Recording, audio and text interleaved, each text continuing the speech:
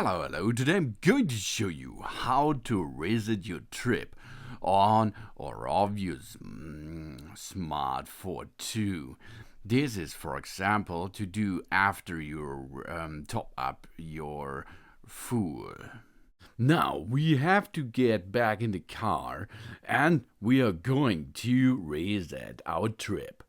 Here you can see 561.8 kilometers. We are on the road with one top up filling. Now we are going to reset it. We can see on the right side this lever and we can switch now by using the upper button until we are reaching the setup with the kilometers or the miles setup 561.8. Now to reset the trip you have to push and keep holding the OK button until the kilometers or the miles are 0.0 kilometers. Now we have reset our trip. Job's done.